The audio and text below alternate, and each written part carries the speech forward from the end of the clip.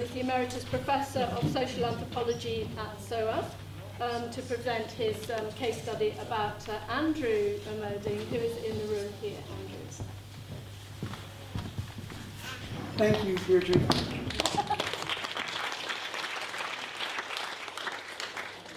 Can you all hear me okay? Yeah. Okay. I'm going to be reading my presentation because it's really about telling you a story. And it's the story of the collaboration between Andrew as artist and myself as the social anthropologist. Working together in a residency at the Akava studio in London. So I'm going to be telling you about that. My actual talk will be fairly short, about 12 minutes, 15 minutes. And then I want to share with you the film that Andrew and I made as he worked in the Akava studio. And I think that if you haven't seen the film yet, it brings to life, I think, the whole process of how several of the objects that are on display right now in the gorgeous gallery here, how they were made. And I think it also underscores, too, Deirdre, what one of your respondents said, that the craft in that gallery gives viewers a sense of how it's made and the people behind it. It's not some kind of distant object. So I'm hoping that the film brings you even that much closer.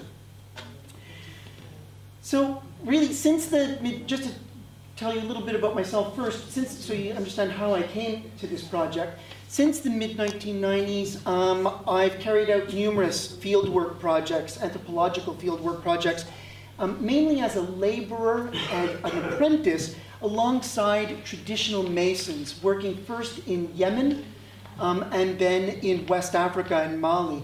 And then for a number of years, as part of a research project, I also became a trainee in fine woodwork at the Building Crafts College in the East End of London.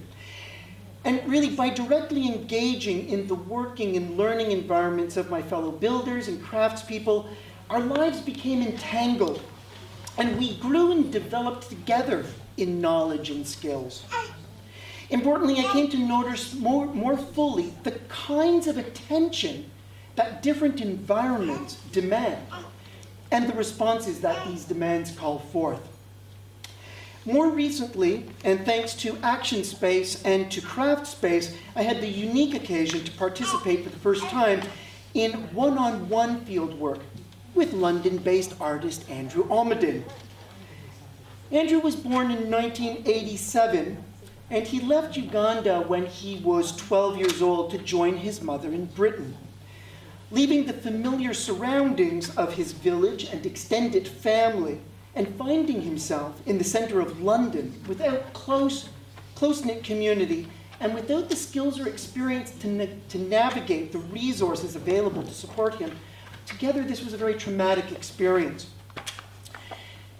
Africa and the journey of coming from Africa to Europe and back again because he visits family there, his grandmother is still there, and his aunties are still there. And also the whole process of homemaking and the search for security. These things became defining subjects in Andrew's later work as an artist.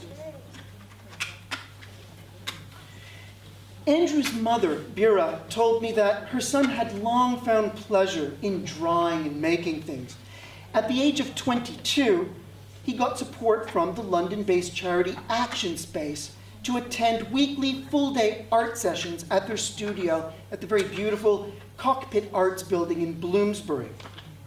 According to its co-director, Cheryl Cato, Andrew declared in his application that his interests were painting, sewing, laughing, and being happy.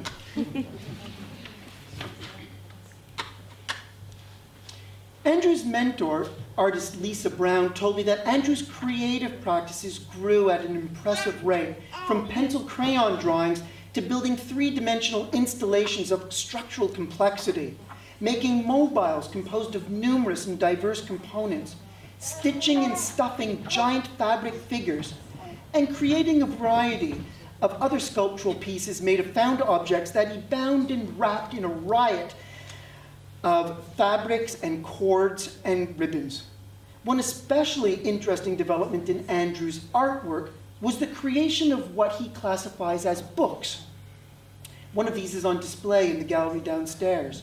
These are patchwork quilts of fabric that he stitches together and upon which he copies out stories. Andrew dictates stories to Lisa, who prints them out in large lettering on giant sheets of paper. Andrew meticulously copies these, letter for letter, space for space, onto the fabric surface with a permanent marker pen. During our residency together, I took up Lisa's role and made the following observation.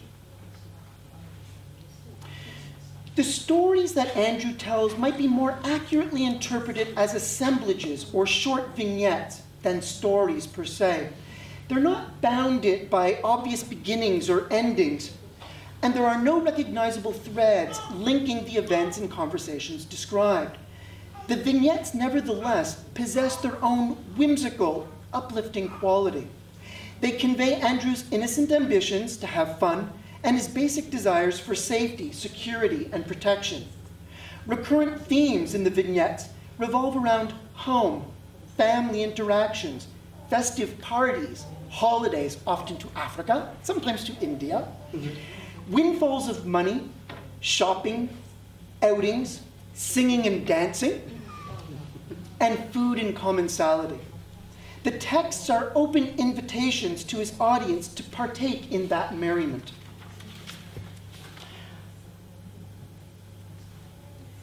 Many of Andrew's works invite their audience to move beyond visual inspection and to probe the textures, folds, creases, and pockets of the materials with fingers, to hold or cradle the objects, like Queen, which is on display in the exhibition downstairs, which you're encouraged to rock and hold. And I'd really encourage you, the weighting of them is in such a way that it makes you want to rock and move. And Andrew has added the acoustic quality of bells.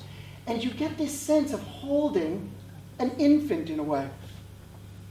And some of the objects can even be donned. Some articles can be paraded about, like his very beautiful wearable book. Andrew's pieces powerfully express aspirations to connect with others and to make a community. And when Andrew and I were visiting the exhibition just before this session, there was somebody attending downstairs who might be in this room. And Andrew was encouraging the viewer to put her hands inside the pockets and folds of one of his pieces.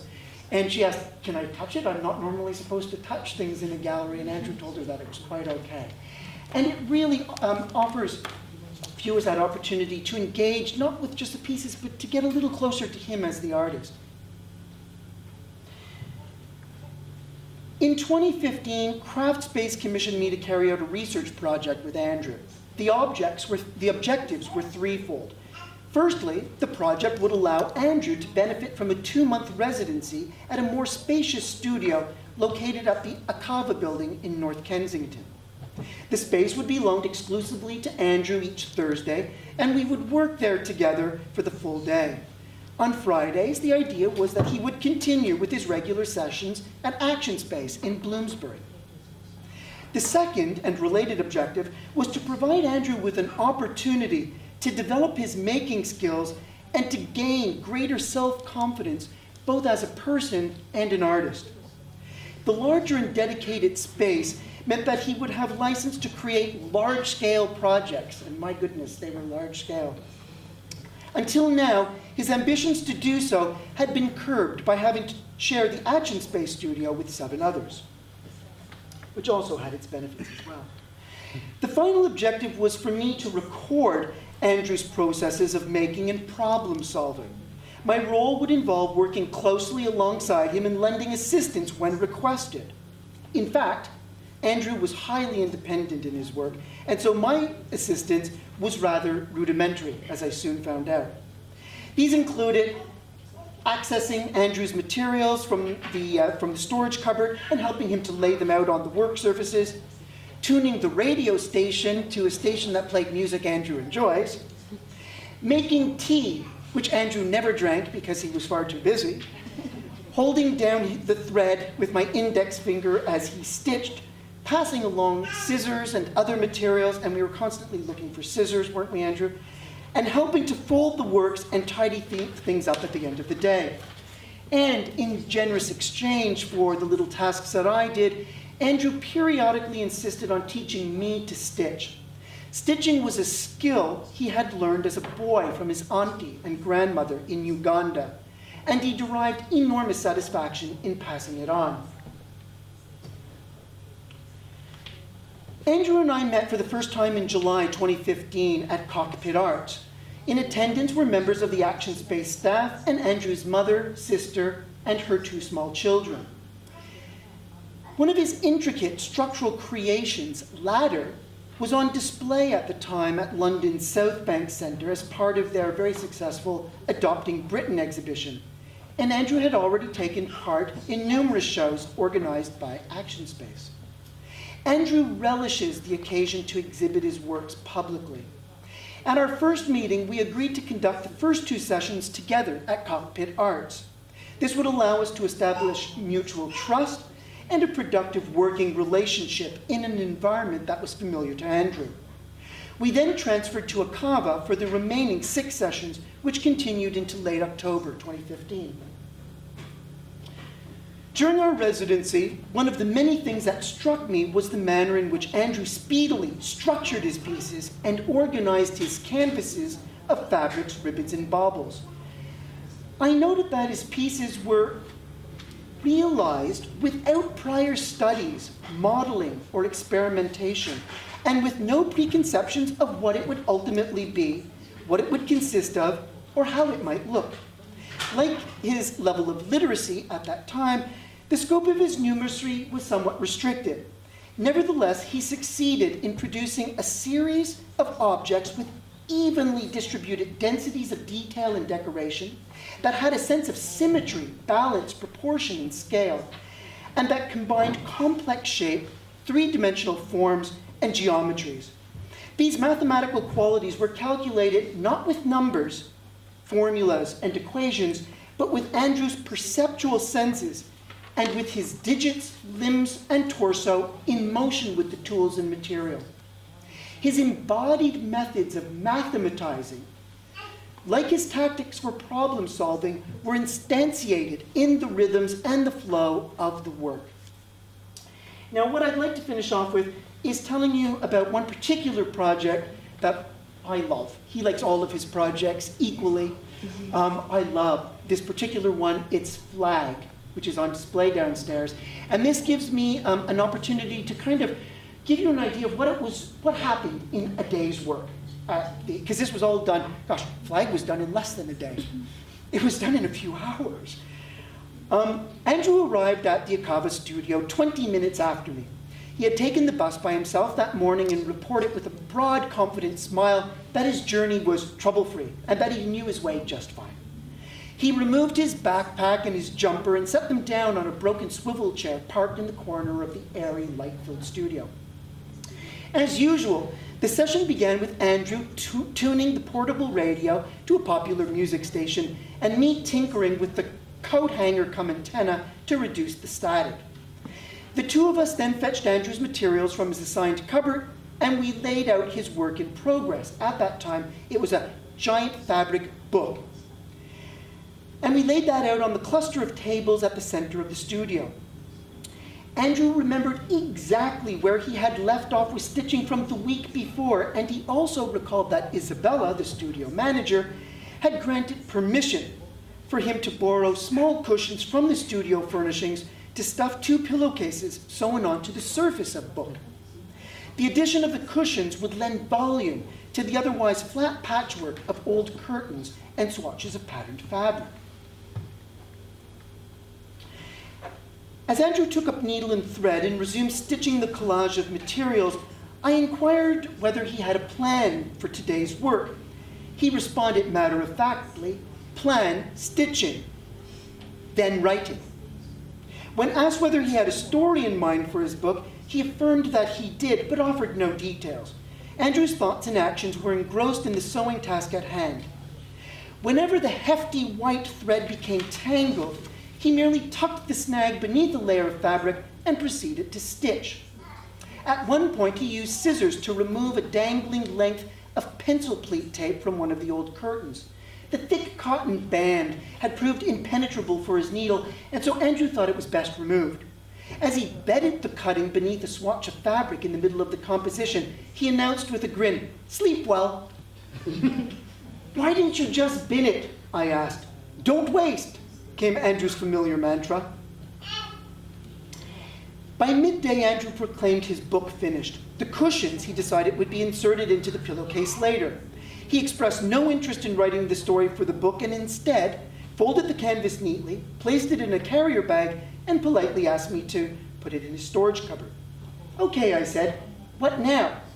"Tell you in a minute," Andrew replied. In the same breath, he reached beneath the table to retrieve one of several shopping bags, bulging with supplies, and he dropped it onto the worktop. Immediately, he began sorting through the offcuts of colorful, translucent fabrics. He briskly made a selection, and as he did so, Andrew systematically laid each rectangular piece out on the table, layering them one over the other at right angles, and fastidiously aligning their straight edges in parallel with those of the work surfaces. His actions were performed with a certain flair, involving a flick of each lightweight gauzy fabric above the evolving composition and allowing it to float gently down to rest. Andrew then moved around the work back and forth, fine-tuning the position of the newest layer with pinched fingers and a discerning eye. In the upper layers, he introduced a square of luminous saffron-colored silk and 2 pieces of deep racing green satin, over which a final layer of shimmering pink translucent voile was laid. Within a matter of minutes, a sumptuous canvas had emerged, Rothko-like in its balance and composition, an architectural meshwork of translucent and solid colors whose hues delicately transformed in the overlays and intersections. Once all the large pieces of cloth from the bag had been used, Andrew ruled that the composition was complete, at least for the time being. He studied it briefly before pulling out a white cotton sheet from a second carrier bag. It was a fitted single bed sheet that had been donated to the artist along with an assortment of other discarded linen. He decided that this needed to be placed beneath his colorful assemblage to serve as a substratum upon which all the layers could be fixed with thread. The conundrum of how to insert this new element underneath without disrupting the fragile arrangement visibly flustered Andrew. He solicited my assistance to slide the sheet below, but our several attempts failed because there were too many elements and it proved impossible to keep the light gauzy fabrics in place. Andrew was preparing to undo the whole thing and start again when I intervened with a suggestion that we try rolling it up and then carefully unroll it over the white sheet. Andrew was happy to give it a try. Admittedly, I should not have interfered with the process since in part my task was to observe and record Andrew's problem-solving strategies. But the success of our collaboration as artist and anthropologist demanded teamwork and called for empathy and cooperation. The solution was a success, and Andrew merrily continued putting his creation together. As the artist realigned and readjusted the various components, he christened the new work a flag. Indeed, it could have been the heraldic standard of some extravagant medieval pageant. "A flag for what?" I asked, intrigued by his classification. "For the house," replied Andrew. "What house?" Andrew gestured toward the open door of the utility room that contained his storage unit and clarified, "Table, people eating." He was referring to a very large canvas in progress that was stored away for the time being. It featured knotted strands of polypropylene rope which abstractly represented a mother, a father, and children. The table was an expanse of black cotton and sage green hessian, and it was where the family members came together to share a meal. Therefore, it was both table and house. For Andrew, the table was synonymous with house and the safety that a family home ideally affords. "House no flag, problem," he added with eyebrows raised emphatically. The dimensions of the white sheet were greater than those of the flag, and the cotton that protruded from underneath did so by roughly equal amounts on all 4 sides. Andrew folded the borders of white over the edges of his colorful composition to both frame and softly embrace it. He then proceeded to secure the elements with his favorite electric blue thread, moving rapidly over the flat area and propelling the sinuous flow of the needle with the coordinated actions of his shoulder, wrist, and fingers. Satisfied that the stability had been achieved, Andrew next combed the depths of all remaining carrier bags for lengths of brightly colored ribbons and trimmings. To his delight, he also discovered a string of pink yarn, a narrow strip of royal blue cloth, another of midnight blue with tiny white polka dots, and a swatch of pink and white gingham. These he added to the white cotton border before overlaying the whole composition with a mesh of ribbons and braided trims, turquoise, scarlet, pink, mauve, green, red and gold, and cream and gold.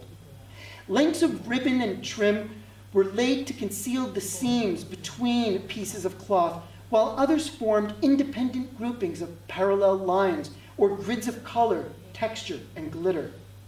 The next step was to secure them all with needle and thread. Every round of sewing began with a long strand of thread, which Andrew would use in its entirety, even when no more stitches were required.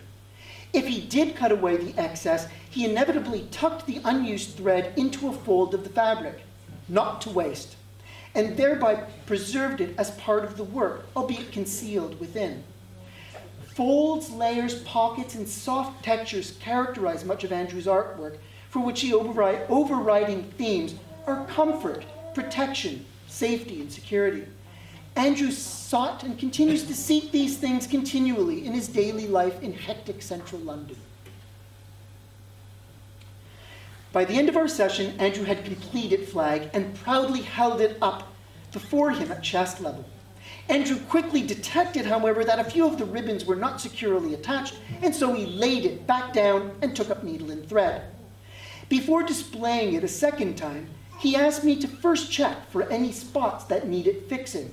All looked fine to me. He held it up again with a beaming smile of satisfaction. As Andrew folded up the flag for storage at the end of the day, he directed my attention to the white cotton backing, telling me that he would put a book there, writing on it next week. I finished there.